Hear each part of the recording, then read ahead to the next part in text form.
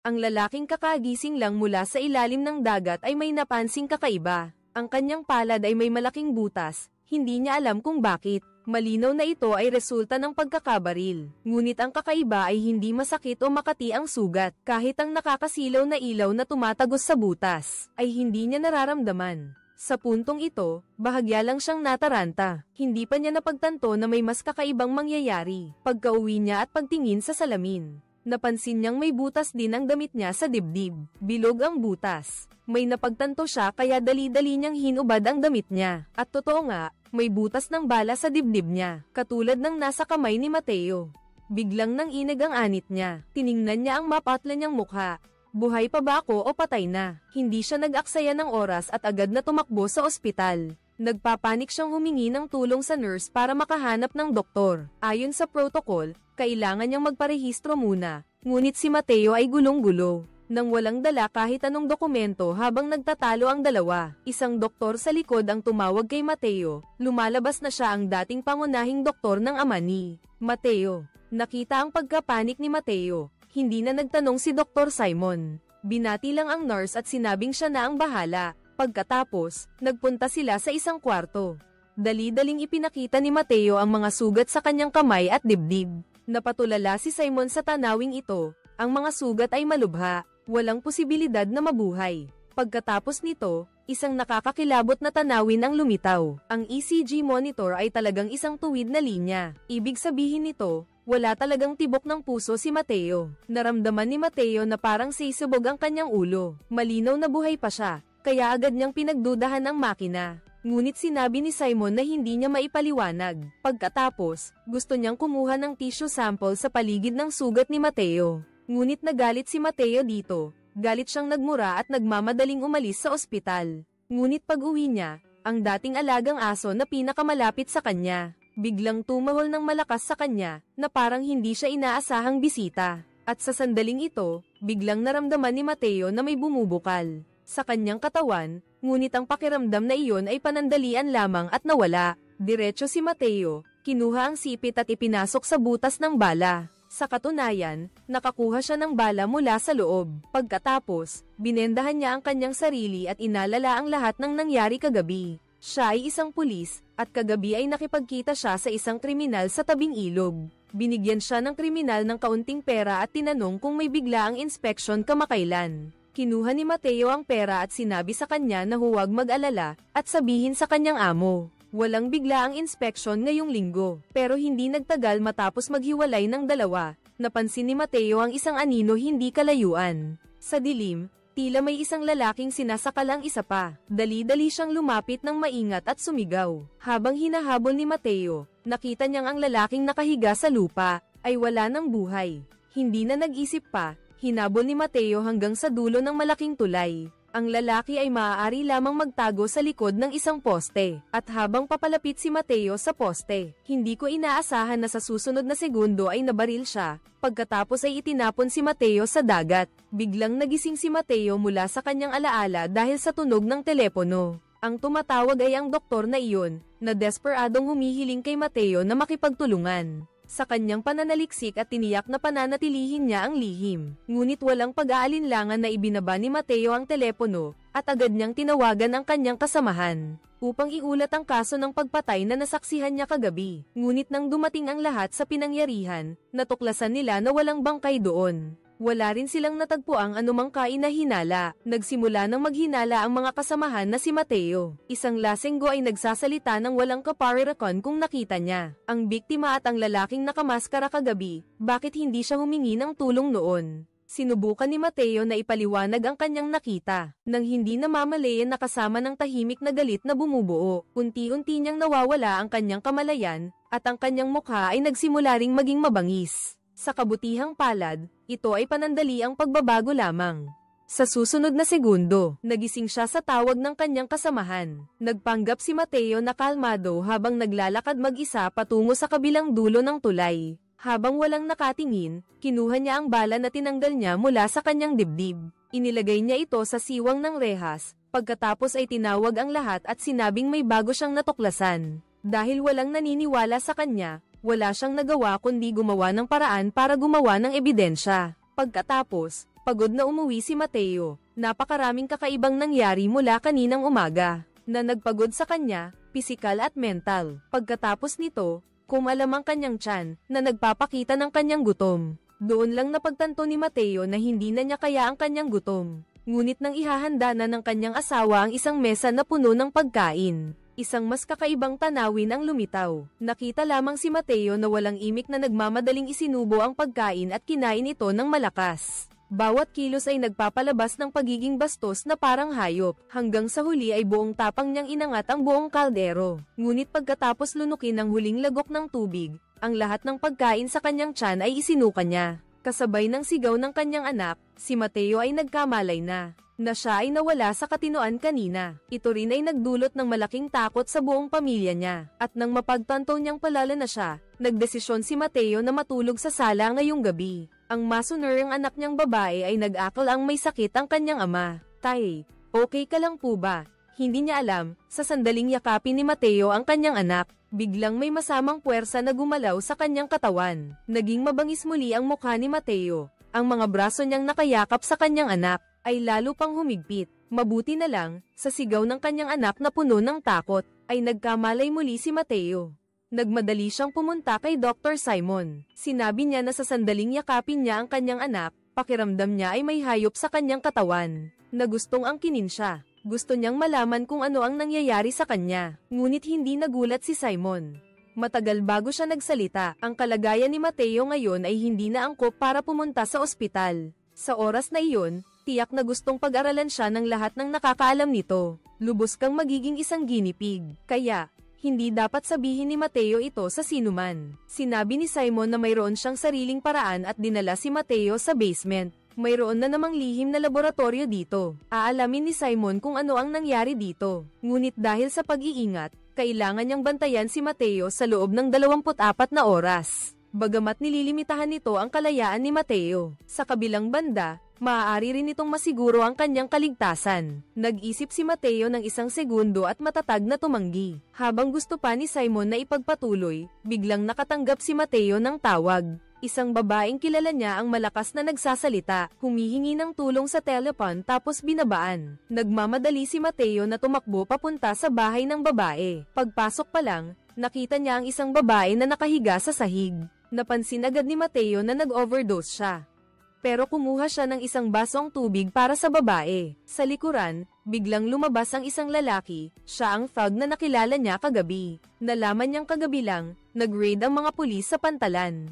At inaresto ang mga refugee na kakalabas lang nilang i-smuggle. Halos mahuli rin ang tambay pero malinaw na sinabi ni Mateo kagabi na hindi siya mag-check. Nagpa siya silang umakyat sa pampang ngayong gabi, pagkatapos ay kumuha ng maliit na kutsilyo at tinusok sa tagiliran ni Mateo. Sa sandaling ito, kumalat ang amoy ng dugo sa hangin. Ang halimaw sa loob ni Mateo ay ganap ng nagising. Sa isang iglap, nagbago ang kanyang anyo, niyakap ang braso ng tambay, at pinunit-punit ito.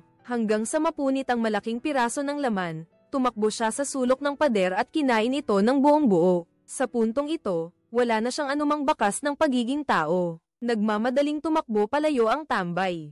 Makalipas ang ilang sandali, bumalik sa normal na anyo si Mateo. Hindi na siya naglakas loob na manatili pa, at paika-ika siyang umalis sa bahay aliwan. Kinabukasan, maaga siyang bumalik sa dalampasigan kung saan siya nagising kahapon. Marahil ay makakahanap siya ng kaunting pahiwatig doon. Ngunit biglang nangati ng matindi ang kanyang palad, kaya dali-dali niyang tinanggal ang bendahe para tingnan. Nagulat siyang makita ang butas ng bala sa kanyang palad. Hindi niya alam kung kailan ito gumaling, at maliban sa maliit na peklat, wala nang ibang kakaiba. Nang makita ito ni Mateo, napatawa siya.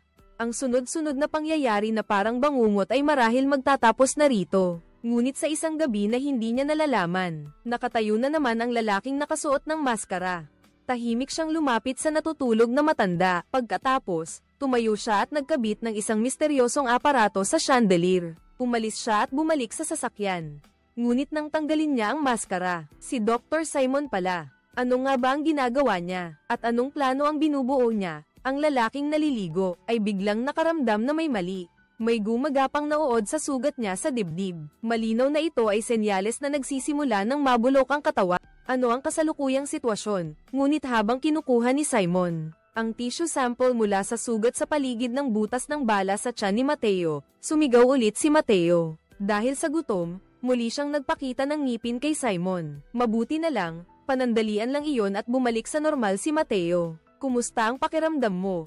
Hindi pa rin napagtanto ni Simon na muntik na siyang maging pagkain. Sinabi lang niya na kailangan pa niyang obserbahan sa kondisyon. Sa tamang kapaligiran, agad na binigyan ni Simon si Mateo ng isang bote ng pabango. Lumalabas na ang pagkabulok ay nagdulot ng masamang amoy sa katawan ni Mateo. Naalala ni Mateo noon na kaninang umaga ay nagpakita ng pagkasuklam ang kanyang asawa. Maligo ka na, ang baho mo. Pagkatapos noon ay natuklasan ni Mateo na nawala na ang kanyang pangamoy. Iminungkahi ni Simon na subukan niyang manatili sa malamig na kapaligiran. Baka mapabagal nito ang proseso ng paggana. Kabilang dito ang paggana ng mga braso, binti, at pandama. Kapag tuluyang naubos ang enerhiya, unti-unting mawawala rin ang iyong kamalayan. Sa puntong ito, hindi lubos na nauunawaan ni Mateo ang kahalagahan ng kamalayan. Nag-aalala lang siya na unti-unti siyang mamamatay.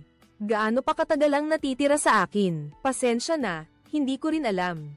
Hindi pa ako nakakita ng ganitong kaso. Agad na nag-alok si Simon, umaasang mananatili si Mateo para mapag-aralan siya. Kahit sa larangan ng siyensya o para sa kinabukasan ng sangkatauhan. Malaki ang kahulugan nito. Ngunit ayaw ni Mateo na gawin ang dakilang tungkulin na ito. Nais lang niyang bumalik agad sa normal. At sa ngayon, ang tanging tao na may kakayahang sumagot ay ang lalaking nakamaskara na bumaril sa kanya. Hindi niya inaasahan na ang lalaking nakamaskara na iyon ay si Simon. Paano kung wala ring sagot ang taong iyon? Nagmamadaling umalis si Mateo pagtimon ng buong katotohanan. Pagkatapos, hinailan niya ang kurtina sa likod. Doon, nakatago ang isang dambuhalang tangke ng tubig. Ito'y magiging isang obra maestra, at ang katawang nakababad sa loob, ay ang lalaking nasaksihan ni Mateo na pinatay ni Simon. Nang gabing iyon, saka siya nagsimulang mag-eksperimento. Natuklasan na may bakas ng Mateo. Dahil sa matagal na pag-inom ng alak, kaya niya sinaksak ang sarili niyang palad. Ito ay nagpagalit kay Mateo. Mga nakatataas, diretsahan niyang itinuro ang pangunahing sospek. Dapat ninyong simulan ang investigasyon sa taong ito. Ngunit, lumabas na dahil pa rin ito sa pagiging alkoholiko ni Mateo sa loob ng maraming taon. Matagal nang nag-propose ng diborsyo ang kanyang asawa. Pagka-uwi, dali-daling lihim na tiningnan ni Mateo ang telepono ng asawa niya. Talagang madalas siyang nakikipag-ugnayan sa isang estranghero. Nang dumating ang anak niya, dali-daling itinago ni Mateo ang telepono. Naging awkward ang gabi. Hindi alam ni Mateo ang sasabihin, at sa harap ng maraming pagkain, hindi siya kumain. Kahit gutom na siya. Sa oras na iyon, naisip niya na dahil lang sa sunod-sunod na problema, kaya nawalan siya ng gana. Hindi niya napansin na ang ordinaryong pagkain ay hindi na sapat para sa kanya. Hindi ko na hinahangad ang mga ito, ngunit sa hating gabi, bigla akong tumayo sa likod ng aking asawa ng kakaiba. May gutom sa aking tiyan, ngunit sa kabutihang palad ay napigilan ko ang aking sarili sa tamang oras. Pagkatapos ay naramdaman ko muli ang kakaiba sa aking palad. Nagmadali akong buksan ang benda upang tingnan, at doon ko napagtanto na ang sugat ay gumaling na. Nagsimula itong mabulok, pagkatapos ay nagpasya akong matulog ng mag-isa sa garahe. Ngunit sa isang sulyap, aksidente kong nakita ang refrigerator sa tabi. Bigla kong naalala ang sinabi ni Simon, ang malamig na kapaligiran ay maaaring magpabagal sa proseso ng pagkabulok ng katawan. Kaya nagpasya siyang matulog na lang sa loob ng refrigerator. Hanggang kinaumagahan, nang makaalis na ang lahat ng nasa bahay, siya'y gumapang palabas mula sa freezer. Sa sandaling iyon, muling kumalam ang kanyang tiyan sa gutom. Mula pa noong gabi bago, napansin niyang duguan siya. Ang nakapanlulumong tanawin sa harap niya ay nagpatulala sa kanya. Instinctively, sumigaw siya ng tulong at sinubukan pang ICPR ang katawan, na hindi nabuo, hanggang sa kalaunan ay napagtanto niyang hindi na ito mailigtas. Nagmamadali siyang nilinis ang pinangyarihan at hinugasan ng dugo sa kanyang katawan. Biglang dumating ang kasamahan niyang si Mark sa pintuan. Sa isang iglap, tila lalabas ang puso ni Mateo. Mabuti na lang at walang napansing kakaiba si Mark, at lumapit lang siya kay Mateo para imbestigahan ang kaso. Kailangan nilang subaybayan ang asawa ng nahuling boss ng gang. Tiyak na hihingi siya ng tulong sa mga kasamahan ng kanyang asawa. Nakahinga ng maluwag si Mateo. Hindi nga nagtagal, nakipagkita ang babae sa isang lalaki. Nagmadali si Mark na kumuha ng litrato para sa ebidensya. At sa sandaling iyon, may ingay sa trunk ng kotse ni Mateo.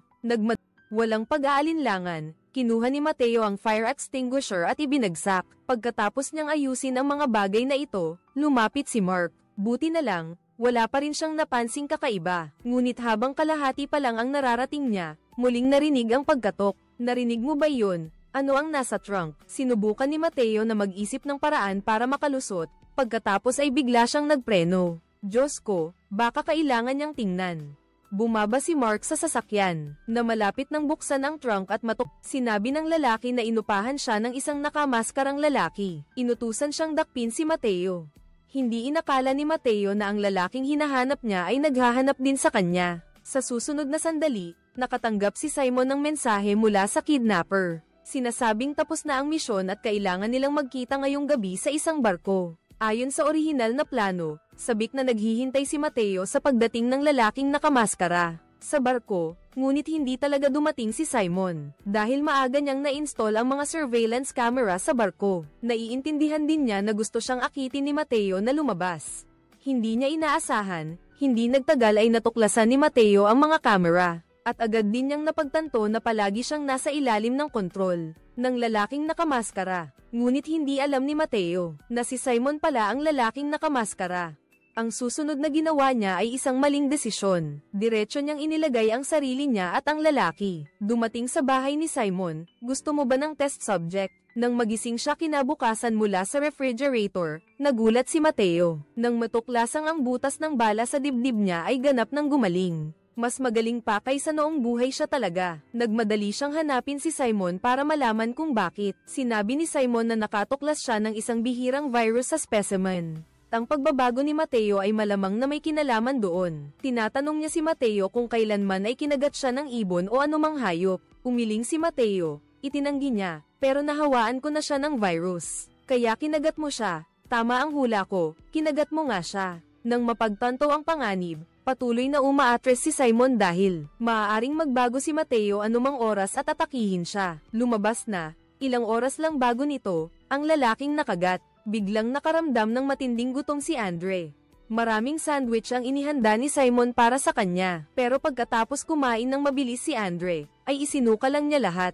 Nagmamadaling bumalik si Simon sa kanyang silid para magpalit ng damit, habang ang kanyang anak na babae naman ay palihim na pumasok sa laboratorio sa basement. Nakita ito ni Andre at nilinlang niya ang bata na naglalaro sila. Sinabihan siyang ibigay ang susi sa kanya, ngunit nang ibigay niya ang susi, biglang nagalit si Andre at gustong hawakan ang kamay niya. Mabuti na lang at dumating si Simon sa tamang oras, at pagkatapos ay ginamit niya ang kanyang braso upang subukan. At totoo nga, natuklasan niya na si Andre ay may matinding pagnanasa sa mga tao. Kung gayon, si Mateo ay natural na ganoon din.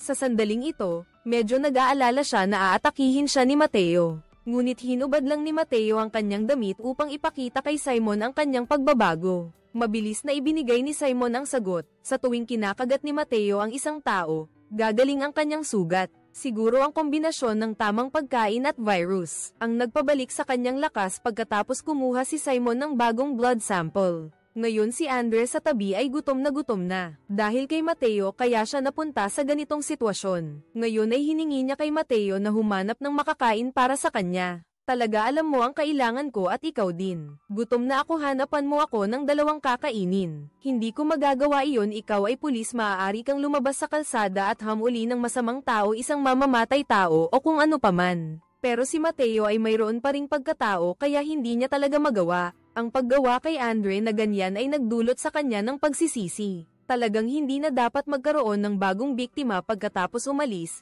hinanap ni Mateo ang kanyang kasamahan na si Mark. Diyos ko! Nagulat ka ba, kaibigan, dahil kahapon lang, natuklasan ni Mateo na ang kanyang asawa ay matagal nang malapit kay Mark. Ngunit hindi niya masabi ang marami dahil dati siyang lasinggero. Hindi siya nag-alala sa pamilya, na nagdulot ng pagkasira ng kanilang kasal. Sa puntong ito, kailangan niyang samahan si Mark sa investigasyon ng kaso. Mabilis nilang sinundan ang asawa ng boss at natagpuan ang lungga ng mga kriminal. Malinaw na may hinahanap ang babae, ngunit di nagtagal, lumabas ulit ang babae. Umupo siya, nagmasid sandali, pagkatapos ay tumayo at umalis. Pagkaalis ng babae, dali-daling lumapit si Mateo para tingnan at nakita niya ang isang patak ng dugo sa lupa. Mabilis na dumilim. Nag-iisa ang babae na naghuhugas ng kotse habang nakikinig ng musika. Maya-maya, may narinig na tunog ng pagnguya.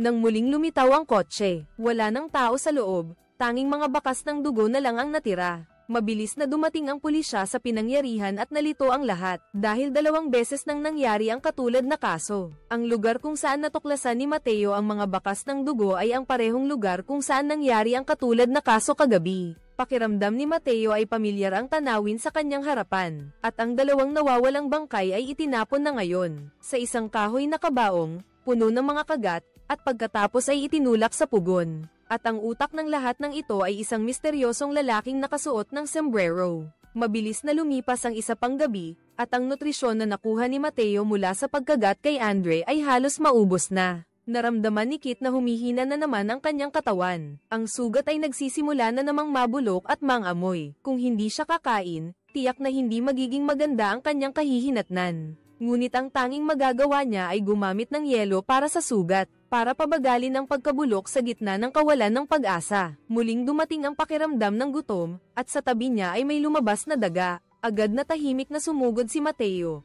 Nahuli ang daga, at agad itong kinagat at pinunit. Ngunit sa sumunod na segundo, isinuka niya ang lahat. Malinaw na hindi ito ang kailangan ng kanyang katawan sa ngayon. Medyo nawawalan ng pag-asa si Mateo at ang nagdurusa ay hindi lang si Mateo. Sa kabilang banda, halos gutom na rin si Andre. Pero ito ang nagpasaya kay Simon. Alam ko kung ano ang makakapawi sa gutom mo. Ito ang natatanging pagkakataon para masubaybayan ang pagbabagong buhay ng mga selula. Maya-maya, lumitaw si Simon sa labas ng bintana ng isang matandang babae. Siya ang doktor ng pamilya ng matandang babae. Walang anumang pag-iingat ang matandang babae. Hindi inaasahan, sa susunod na sandali, tinakpan ni Simon ang kanyang bibig at ilong. Hindi nagtagal, nawalan ng malay ang matandang babae. Ngunit pagdating ni Mateo sa pintuan, dali-dali siyang lumapit. Gusto niyang malaman kung ano ang mangyayari kung matigas siyang tatangjing kumain ng kapwa-tao. Ngunit nang papasok na sana sila para mag-usap ng mas detalyado, natuklasan nilang naghihingalo na si Andre. Umaasa lang siya na pagkatapos niyang mamatay, makakabalik siya sa kanyang barko, makakabalik sa dagat kung saan siya nabuhay. Pagkatapos niyang sabihin iyon, binawian na siya ng buhay. Mukhang malungkot si Simon at alam ni Mateo kung bakit siya malungkot. Malungkot ba siya dahil nawalan siya ng test subject? Sa sandaling iyon, nakatanggap siya ng tawag mula sa kanyang amo. Biglang nawalan ng komunikasyon ang kasamahan niyang si Mark. Lumabas na kalahating oras lang ang nakalipas, mahigit 10 refugee ang nahuli. Lahat sila ay nakatakas. May nakakita sa kanila sa daungan. Malinaw na gusto nilang tumakas sa bansa, ngunit nang dumating ang pulis, natuklasan nilang patay na ang mga tao, at si Mark ay nawalan ng komunikasyon matapos makita ang eksena. Agad na nahulaan ni Mateo kung saan siya nagpunta, tiyak na sa pinagtataguan ng mga smuggler. At nga, si Mark ay nakapasok na, ngunit nang buksan niya ang pinto, puro dugo lang ang nakita niya sa dingding. At isang kilalang kriminal ang patay na nakahiga sa sahig. At habang tinitingnan niya ito ng mas malapitan, biglang may lumitaw na lalaki sa likuran. Hindi nagtagal ay hinabol ni Mateo sa dilim. Nakita niya si Mark na nakahiga sa sahig at agad niyang tinawag ang pangalan nito. Sinusubukang gisingin siya, at sa sandaling iyon ay binuksan ng ilaw. Nagulat si Mateo nang makita niyang ang lalaki ay ang dating siga, si Gino na kagat niya noon sa braso. Nang araw na iyon, matapos kagatin ni Mateo, si Gino, sa takot, ay tumakas patungo sa bar. Namatay siya sa isang labanan, at nang muling mabuhay, natuklasan niyang nagbago na siya. Malinaw na hindi niya napreserba ang kanyang pagkatao tulad ni Mateo. Sa puntong ito, siya ay mukhang napakalakas. Ang 2 kaso ng pagpatay na walang bakas, dati, pati na rin ang mahigit 10 namatay na refugee, ay lahat gawa niya. Sa sandaling ito, ang lalaking patay sa tabi niya ay biglang nagising. Si Gino, na may naalala, ay binaril ulit ang ulo nito. Pagkatapos, sinabi niya kay Mateo na tanging pagbaril sa ulo ang makakapatay ng lubusan. Sa mga nag-mutate, at ito rin ang dahilan kung bakit siya nagsusuot ng helmet. Pagkatapos, dumiretso si Gino sa punto, umaasang makikipagtulungan si Mateo sa kanya tulad ng dati. Si Mateo ay magiging especially iya niya sa istasyon ng pulis, at malaki ang kanyang ibabayad kung magtutulungan sila. Lahat ng negosyo ng smuggling sa daungan ay magiging sa kanilang dalawa. Hindi nag-isip si Mateo at tinanggihan si Gino. Hindi na natin pwedeng manakit ng tao, di ba? Ngunit sino ang makakapigil sa atin? Pagkatapos ay hinikayat niya si Mateo na kainin si Mark. Kinuha niya ang asawa mo. Si Mateo ay muling pinangunahan ng emosyon sa isang iglap. Ang gutom sa kanyang katawan ay kinuha rin ang kanyang kamalayan. Hinawakan niya ang kwelyo ni Mark, ngunit sa sumunod na segundo ay sumugod siya kay Gino. Matapos magising, binaril ni Mateo si Gino, ngunit naharangan ito ng matigas na helmet. Pagkatapos ay mabilis na tumakas si Gino. Matapos magising ng lubusan, dinala ni Mateo si Mark sa ospital. Buti na lang at paggising ni Mark, wala namang malubhang nangyari. Sa harap ng mga tanong ng kanyang superior, inilarawan ni Mateo ang pisikal na anyo ng salarin. Matangkad at maganda ang pangangatawan, bukod doon ay wala na siyang ibang sinabi. Ang mga bangkay ng mga refugee na iyon ay naipadala na rin para sa autopsy. Lahat sila ay may mga kagat sa ulo at may mga sugat mula sa baril. Malinaw na nag-aalala na baka matuklasan ang pag-iral ng mga mutant. Mabilis na sinabi ni Mateo, malamang na mga ligaw na aso ang may gawa nito. Ngunit malinaw sa forensic doctor na ang mga sugat ay gawa ng ngipin ng tao. Ibig sabihin, may serial killer na malaya. Nababahala si Mateo sa sitwasyong ito. Bakit pa kailangang barilin ulit ng salarin ang mga biktima pagkatapos nilang mamatay? Palapit na sila ng palapit sa katotohanan. Agad nagbigay ng utos ang mga nakatataas. I-block ang lahat ng impormasyon sa labas at ipahayag na magsasagawa ng malawakang inspeksyon sa pantalan. At bago isara ang pantalan, tinupad muna ni Mateo ang pangako niya kay Andre. Pinalutang niya ang barko ni Andre sa gitna ng dagat, pagkatapos ay naglagay ng mabigat na bakal sa bangkay nito. Pagkatapos, inihulog niya ito sa ilalim ng dagat, tinupad ang huling habilin nito. Pero sa susunod, kailangan mo pa ring harapin ang iyong sarili. Ang nabubulok na sugat ay lumalala ng mas mabilis, kahit ang paningin ay nagsisimulang lumabo. At ang susunod na nangyari ay lalong nagpatakot kay Mateo. Kinabukasan ng umaga, nakikipag-usap siya sa kanyang asawa, at sa sandaling lumapit siya sa kanyang asawa, "Gutom ka na ba?" Ang pagbabago sa sandaling ito ay nagpatakot kay Mateo. Natuklasan niyang hindi na niya makontrol ang sarili, kaya nagmadali siyang pumunta sa pantalan upang makipagkita kay Mark na nagpapatrolya. Sa simula, sinubukan pa ni Mateo na maging mabait sa karibal niya. Pero nagsimula nang maghinala si Mark kay Mateo. Paano naman magiging ganoon kalabo ang paglalarawan ng pulis sa salarin? Naghinala siyang ayaw ni Mateo na matagpuan niya ang salarin. Dahil dito, lalong nagalit si Mateo. Hindi pa ba sapat na inagaw mo ang pag-ibig ko? Ngayon, gusto mo pang umangat ang karera mo. Walang kinalaman ang dalawang bagay na yan sa isa't isa. Lalong nag-away ang dalawa. Galit na itinulak ni Mark si Mateo sa dingding. At sa sandaling ito, nakaramdam ng gutom si Mateo. Agad na tumayo si Mark at hinanap si Mateo. Nakita niya itong nakahiga sa kalapit na pasilyo.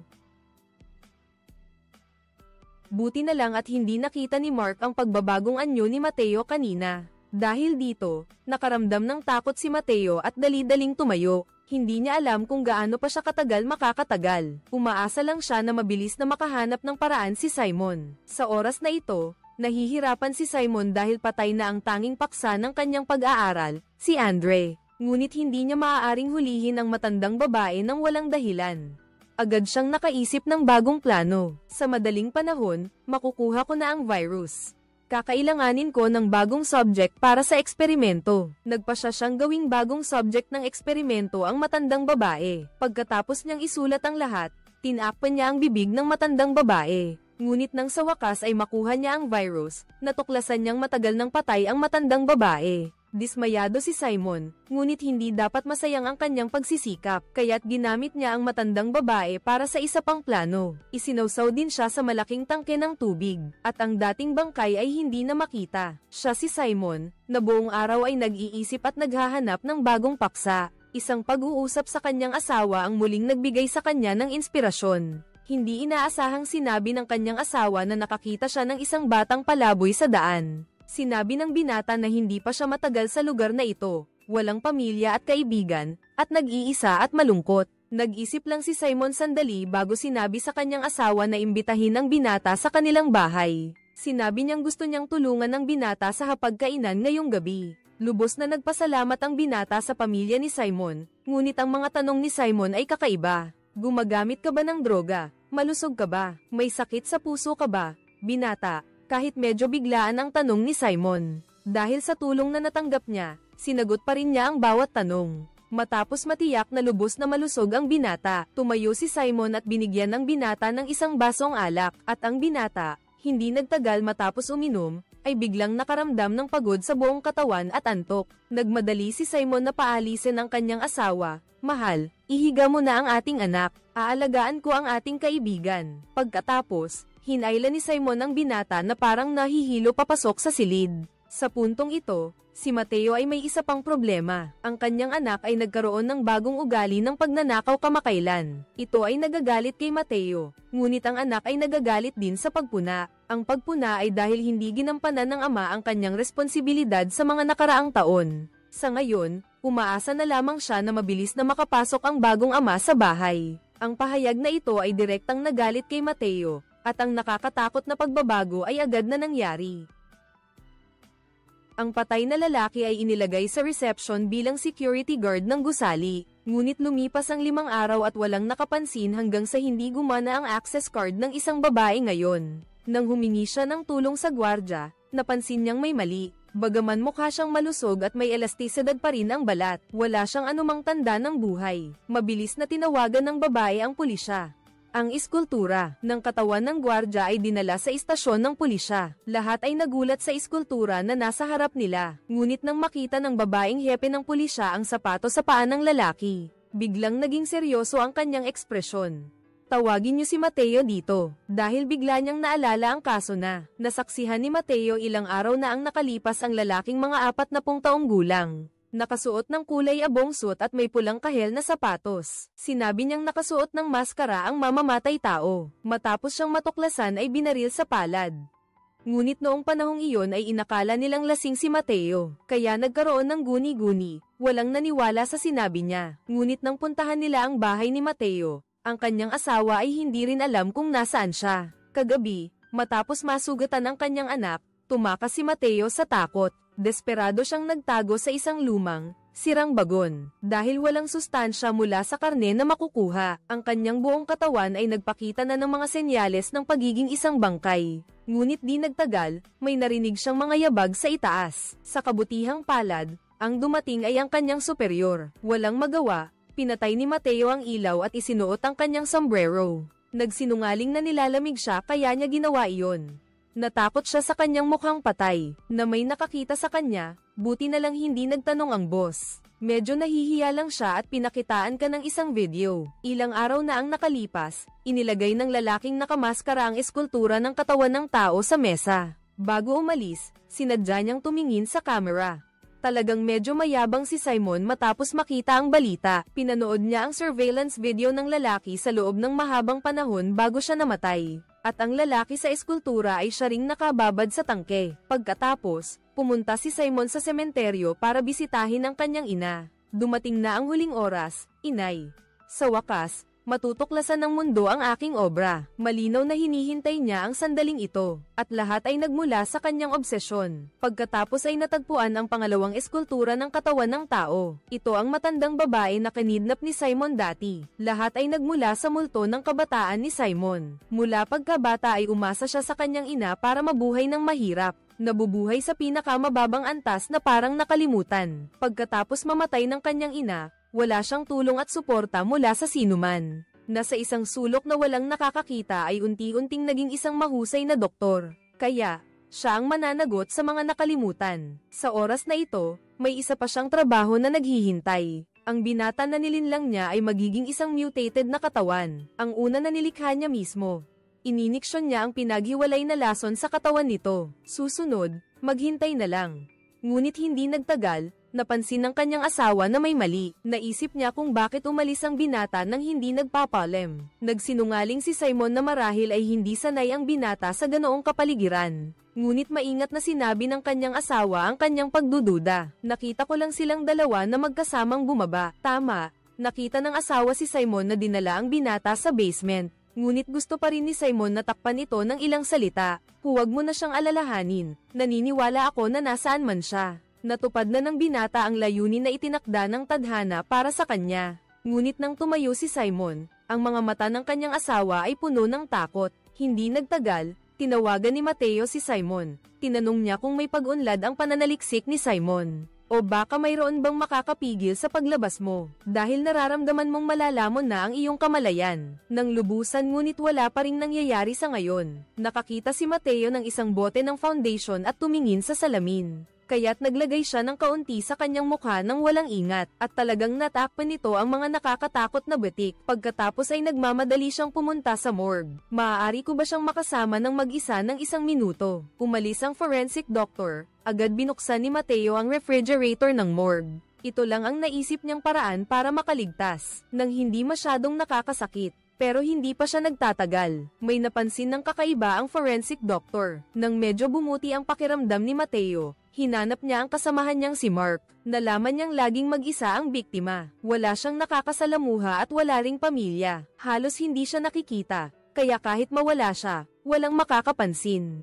Malinaw na siya ang target na pinili ng salarin. Nang maingat at posibleng itinuturing niya itong kanyang obra maestra. Ngunit ang kapalit ay ang paghamak lamang ni Mark. Pagkatapos, nakipagkita si Mateo sa kanyang asawa. Gusto niyang malaman kung gaano niya nasaktan ang kanyang anak kagabi. Mabuti na lang at walang seryosong pinsala sa katawan ng anak niya. Ngunit inabot ng kanyang asawa ang isang resibo at tinanong kung may sakit ba siya. Ngayong umaga, nakita niya ang resibo ni Mateo sa bahay. Ito ang resibo ng unang beses na nagpa-check up siya sa ospital. Hindi alam ni Mateo kung paano ipapaliwanag, kaya sinabi na lang niyang wala naman siyang problema. Ngunit halata sa kanya na hindi siya normal.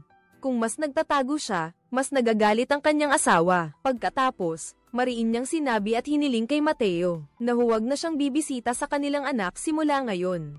Kung gusto niyang bisitahin ang anak, kailangan muna niyang matutong kontrolin ang kanyang galit. Pagkatapos, magpatingin siya sa psychiatrist. Sinabi ko na sa iyo na magiging maayos ang lahat. Kailangan mo pa ba talaga akong piliting humingi ng opisyal na restraining order? Ang pagtatalo ay nagdulot ng biglaang pagkainis kay Mateo. Agad siyang nakaramdam ng matinding kirot sa tiyan. Agad na tumayo si Mateo at tumakbo sa dagat. Lahat ng kinain niyang frozen na bangkay ilang oras na ang nakalipas ay isinuka niya. Malinaw na ang sariwang nutrisyon lang ang kayang tanggapin ng kanyang katawan. Sinuri ng forensic doctor ang estatwa. Una siyang ibinabad sa kemikal para ma-dehydrate. Pagkatapos, lahat ng likido at taba sa kanyang katawan ay pinalitan ng isang uri ng halo, para magmukha siyang sariwa at mataba. Pero ano ang layunin ng pagiging komplikado? Itinuturing ng salarin ang kanyang sarili bilang isang likhang sining. Nagulat ang forensic doctor nang makita si Mateo. Ngunit hindi niya inilantad ang pagkain ni Mateo sa bangkay. Kinuha lang ang damit ng lalaki sa estatwa. Nakasulat sa label ng kwelyo ang Still Life No. 5.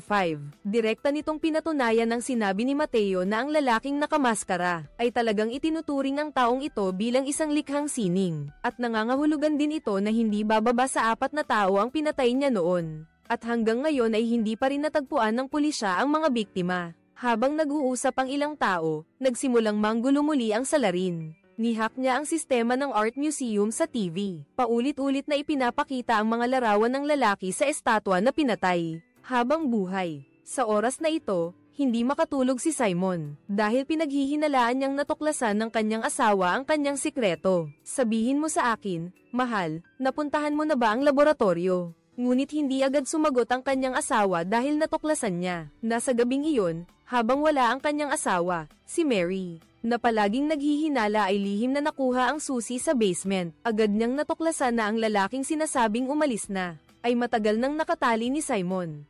Nang lumapit siya sa lalaki, bigla itong nagising. Si Mary, sa takot, ay dali-daling tumakbo palabas ng basement. Ngunit hindi nagtagal, bumalik si Simon at natuklasan na nagalaw na ang susi. Nagmadali siyang bumaba sa basement para tingnan at walang nakitang problema. May na hindi isinumbong ng binata si Mary. Nang masiguro ni Simon, saka siya nakahinga ng maluwag. Pagkatapos ay hinawakan niya ang pulso ng binata.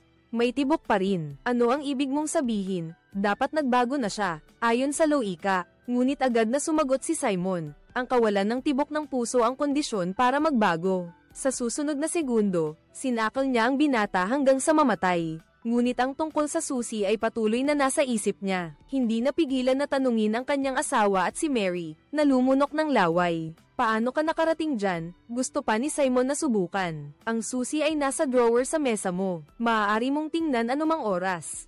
Hindi ko kailanman gagawin iyon. Nakahinga ng maluwag si Simon sa kabilang dulo. Si Mateo ay labis na nataranta.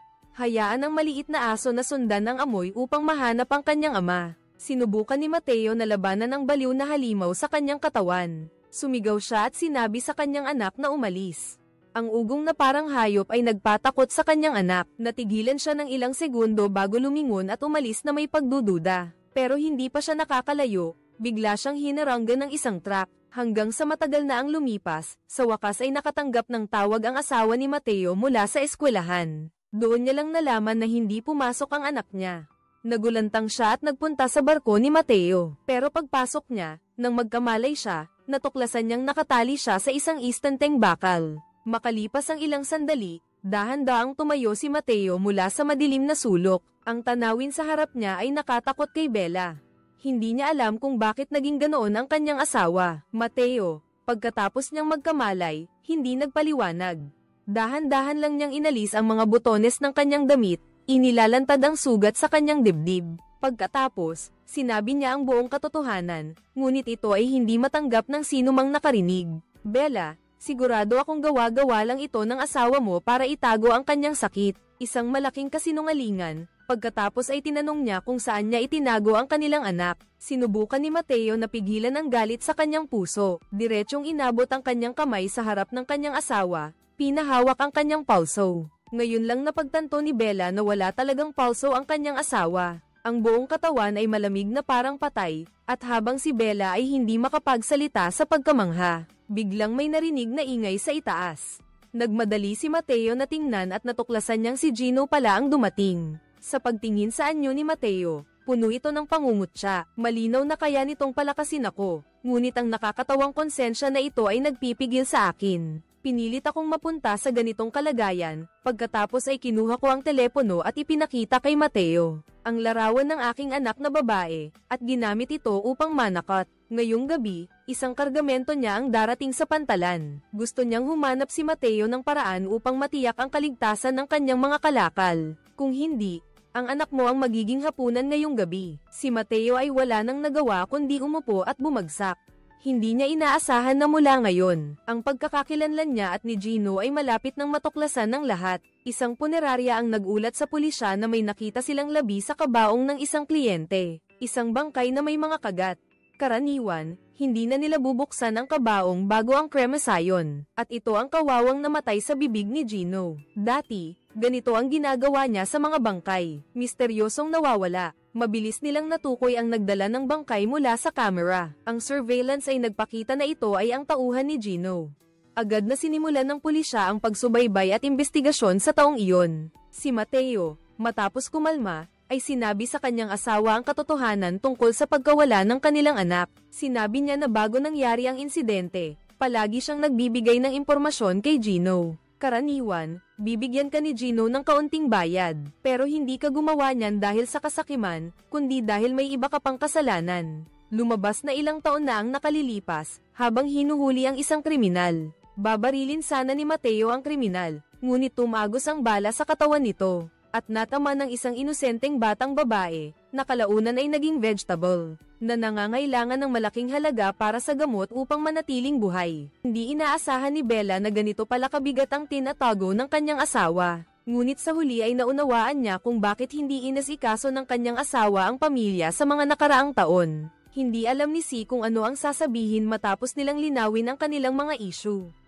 Si Mateo ay nagpalaya sa kanyang asawa. Pagkatapos, nagmadali si Mateo papunta sa bahay ng mga puta upang hanapin ang ina ng batang babae. Si Ana Gino ay minsan ding pumupunta dito. Tinanong ni Mateo kung may balita siya tungkol kay Gino, ngunit matagal nang hindi nakikita ni Ana si Gino. Pagkaalis ni Mateo, agad na pumasok si Ana sa kwarto na puno ng iniisip. Sa kama ay naroon ang anak ni Mateo. Itinago ni Gino ang bata dito. Hindi pa kalayuan si Mateo nang mapansin niyang sinusundan siya. Ang sumusunod sa kanya ay ang mga tauhan ni Gino. Kaya't sinadya ni Mateo na ay parada ang sasakyan sa tabi ng kalsada at bumaba patungo sa madilim na lagusan ng tulay. Nang habulin ng tauhan si Mateo, natuklasan niyang nawala na ito nang walang bakas. Ngunit habang siya ay laming-galinga, tahimik na lumitaw si Mateo sa likuran niya. Nasaan ang anak ko? Itinago siya ni Gino doon. Nasaan ang anak ko? Ngunit pagkatapos noon, lubos na nilamon ng gutom ang kanyang kamalayan. Naglabas ng baril ang tauhan, kaya huminto si Mateo. Pagkagising ni Mateo, dali-dali siyang gumamit ng maruming tubig upang hugasan ang dugo sa kanyang bibig. Pagkatapos ay dali-dali niyang pinulot ang telepono na nahulog mula sa tauhan. Sa sandaling iyon, narinig ang sirena ng pulis sa likuran. Ang dumating pala ay si Mark at ang kanyang superior. Nalaman nilang sinusubaybayan pala nila ang telepono ng tauhan nito. Hindi nila inaasahan na si Mateo pala ang kanilang makikita. Ipinaliwanag ni Mateo na nahuli siya habang nagmamanman. Nagkaroon ng away at nakatakas siya, at ang tauhan na tumakas ay hindi nag-atubili. Nagmadali siyang bumalik sa pinagtataguan ni Gino at si Gino. Matapos makita ang sugat ay naintindihan niya ang lahat. Pagkatapos nito, agad niyang hiniling kay Gino na tulungan siyang magbago. Ngunit paano papayagan ni Gino na magkaroon ng dalawang katulad niya sa mundo? Ay agad na itinutok ang baril sa noo ng lalaki. Si Mateo, matapos ang huling pagpapalakas, ay nakabawi rin ng kaunti sa lakas, ngunit pagkatapos ay kailangan niyang sundin ang mga utos ni Gino. Malapit nang dumating ang barkong kargamento ni Gino, kaya nagmadali sina Mateo at Mark papunta sa pantalan para sa regular na inspection. Tulad ng inaasahan, hindi nagtagal ay may bumabang grupo ng mga refugee mula sa barko. Narinig ni Mark ang ingay kaya dali-dali siyang lumapit, at hindi nagtagal, matapos magkamalay si Mark mula sa kanyang pagkahilo. Nasaksihan niya muli ang pagpatay at pagkain ni Gino sa mga refugee. Agad siyang binaril si Gino, pero nalaman niyang walang epekto. Pagkatapos niyang makarecover, sinubukan niyang tumakas. Buti na lang at nakatago siya sa ibabaw ng cargo box kaya nakatakas siya sa paghabol ni Gino. At pagkatapos, narinig din niya ang pag-uusap nina Mateo at Gino. Gino, nasaan ang anak ko? Ginawa ko na ang lahat ng sinabi mo. Pero malinaw na walang balak si Gino na tuparin ang kanyang pangako. Sa isang iglap, napuno ng galit ang isip ni Mateo. Mabilis ding nagbago ang kanyang katawan. Pero sa sandaling iyon, dumating ang isang malaking grupo ng pulis. Hindi sila makatakas ng mag-isa. Kaya kinabukasan ng umaga, pinuntahan ni Mateo si Simon. Si Simon na lang ang pag-asa niya. Ang kaunting karne kagabi ay hindi nakapagbigay sa kanya ng sapat na sustansya. Tinatanong niya kung may lunas, ngunit nabigo si Simon. Ang lalaki, matapos siyang sakalin, ay hindi na nagising. Kaya ngayon, wala siyang mapag-aaralan. Pagkatapos, direkta niyang inilapit ang kanyang leeg kay Mateo. Kagatin mo ako. Ito lang ang paraan. Gusto mo bang mahanap ang anak mo? Kaya kailangan mong maging mas malakas. Kagatin mo na ako. Kusang loob ako. Mateo, kagatin mo na ako. Gutom ka na. Nakita ni Mateo na hindi na niya mapigilan ang sarili at nagbukas ng bibig. Ngunit sa susunod na segundo, itinulak pa rin niya si Simon at tumakbo palayo. Hindi niya kailanman malalampasan ang hangganan ng konsensya ng isang tao. Ngunit ang ginawa ni Simon ay nagbigay ng ideya kay Mateo. Pumunta siya sa kanyang bulag na ama, na tila may naramdaman. Ngumiti siya at sinabing gusto pa rin niyang makita ang asul na langit at ang dagat. At si Mateo, pagkatapos ng ilang sandali ng katahimikan, ay nagsabi sa kanyang ama na hawakan ang kanyang malamig na kamay. Kailangan ko ng milagro, pero malaki ang kapalit nito. Pagkatapos, ikinwento niya ang pagdukot sa kanyang anak na babae, at lahat ng pinagdaanan niya, pati na rin kung paano siya naging isang buhay na patay ngayon. At agad na may naintindihan ang ama. Pagkatapos, agad na inilayo ni Mateo ang ama sa ospital. Paumanhin, Mateo, hindi mo ako maiiwasan. Ito ang sarili kong desisyon. Sabihin mo kay Bella at sa mga bata na mahal ko sila. Nang muling lumitaw sina Mateo at ang ama sa eksena, ang ama ay nagpakain sa kanyang anak. Hanggang sa muling nabuhay ang ama. Siya ay naging isang nilalang na katulad ng kanyang anak, at sa pagkakataong ito, muling nakita ng ama ang paglubog ng araw at ang dagat. Ang lahat ng hindi niya nakita sa kalahati ng kanyang buhay. Ang mag-ama ay umupo hanggang hating gabi, hanggang sa muling tiningnan ng ama ang mundo sa harap niya ng may kasakiman. Dahan-daang itinaas ang baril sa kamay ni Mateo sa kanyang sentido. Gawin mo na. Tama na iyan. Ang ama sa wakas, ginamit ang sarili niya para bigyan ng pag-asa ang anak niya. Sa pagkakataong ito, tila may masamang balak si Gino. Tinawagan niya si Ana at sinabihan siyang agad na mag-impake ng gamit para sa anak ni Mateo. Sa pagkakataong ito, sa wakas ay naramdaman ni Ana ang panganib mula sa tono ng boses ni Gino. Dali-dali niyang sinuutan ng damit ang bata, pagkatapos ay nagtago sila sa ilalim ng kama. Hindi talaga siya nakipagtulungan kay Gino, pinilit lang siya. Hindi nagtagal, lumapit ang mga yabag mula sa labas ng pinto. Mabuti na lang at nauna si Mateo. Pagkatapos, tinawagan ni Mateo si Simon. Nang dumating si Gino sa bahay, may naramdaman siyang kakaiba. Ngunit pagpasok niya, nakita niya si Simon na kalmado. "Sino ka? Humiga ka." Si Gino ang magiging bagong paksa ng pag-aaral ni Simon. Matapos gawin ang lahat ng ito, lumitaw si Mateo sa labas ng bintana ng kanyang bahay. Naiuwi na ni Ana ang kanyang anak na babae.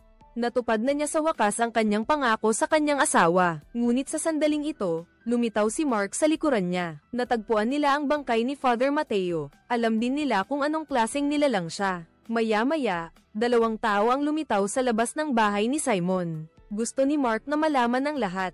Sinamantala ni Mateo ang pagkakataon at sinuntok si Mark hanggang sa mawalan ito ng malay. Nang magising si Mark, nakatali na siya ni Mateo sa basement ni Simon. Sa tabi niya ay si Gino, na nakakulong din, ngunit wala namang balak si Mateo na gawin sa kanya. Mark, diretsahan niyang kinuha ang cellphone ni Mark, binuksan ang recorder at nagsimulang umamin.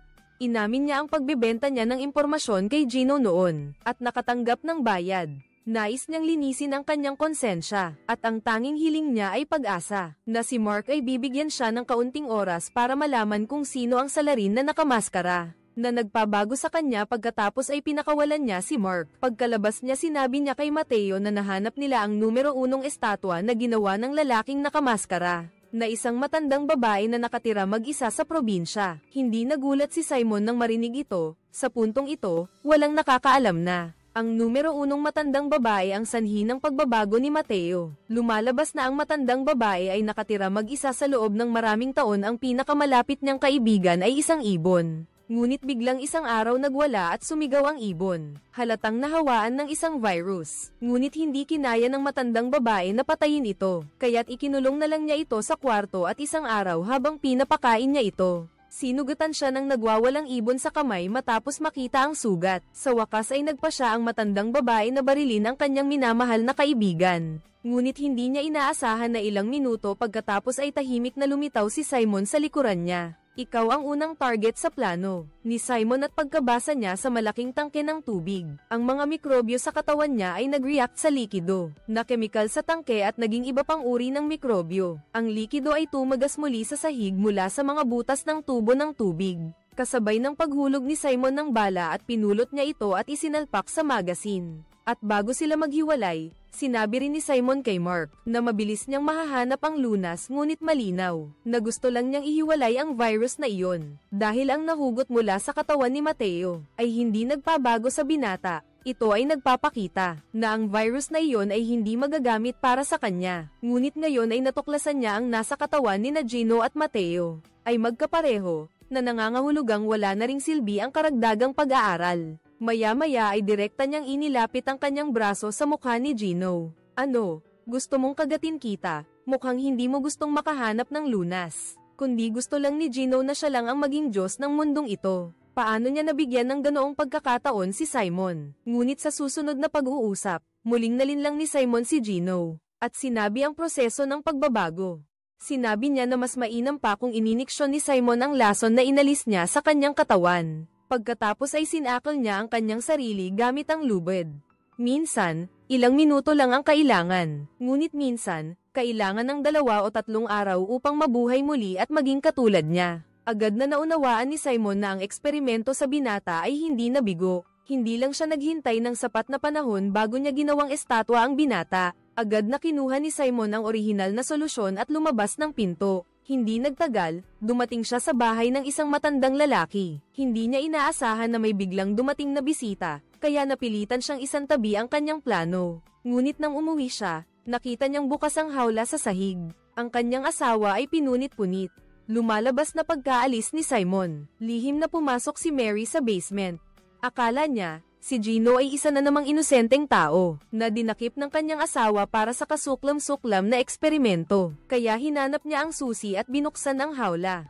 Hindi niya inaasahan na siya na pala ang naging pagkain ni Gino. Sa sandaling iyon, lumitaw si Gino sa likod ni Simon. Direkta niyang itinapon ang tubo ng likido sa bibig nito. Pagkatapos, gusto niyang atakihin si Simon. Hindi nagtagal, dumating si Mateo. Ang pagkamatay ng kanyang asawa ay nagpagalit kay Simon. Pagkatapos, mayroon din siyang mas masamang plano sa kanyang isip.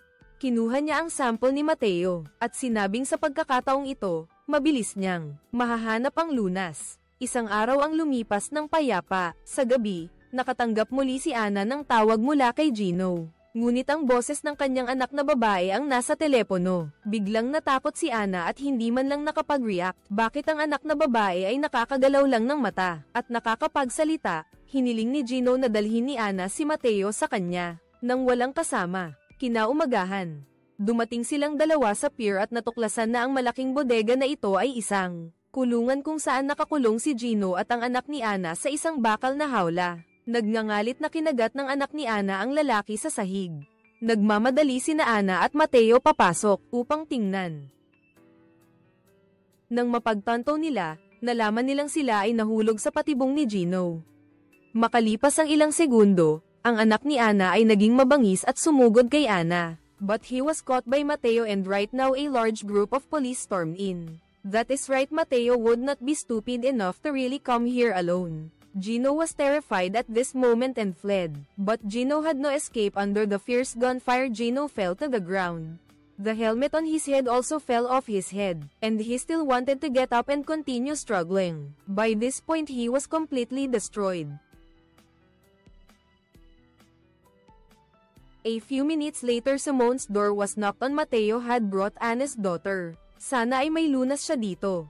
Maaari mo bang gamutin ang bata pero ito ay nasa experimental stage pa lang, handa ka na ba? Kukunin ko. Pero si Simon ay hindi nakaisip ng inhibitor. Tanging bakterya na nakuha mula sa dugo ni Mateo. Pagkatapos ay sinimulan niyang isulat ang medical records ni Simon. At sa paghihintay ng lahat, naghihintay lang sila. Maingat na isinuot ni Simon ang maskara. Bumagsak si Simon. At nang buksan ni Mateo ang maskara, nakita niya ang mukha ni Simon. Agad na natigilan siya. Hindi niya lubos na nakilala ang kakaibang ngiti ni Simon. Sa sandaling ito, lumapit si Ana. Walang lunas, hindi ba? Pagkatapos umiling si Mateo na walang magawa, desperadong lumapit si Ana sa kanyang anak. Kasunod nito ang 2 putok ng baril, na nagwakas sa walang hanggang kadiliman ng kanyang anak at ng kanyang sarili. 2 araw pagkatapos, nagkita si Mateo at Mark sa isang malawak na disyerto dahil wala may lunas, kaya hindi rin siya maaaring manatili. Gusto niyang tulungan siya ni Mark na tapusin ito. Itinataas ni Mark ang baril. Isang morgue refrigerator ang kumakatok. Naglakas loob ang forensic doctor na buksan ang loob. Si Simon na naman ang nakadilat.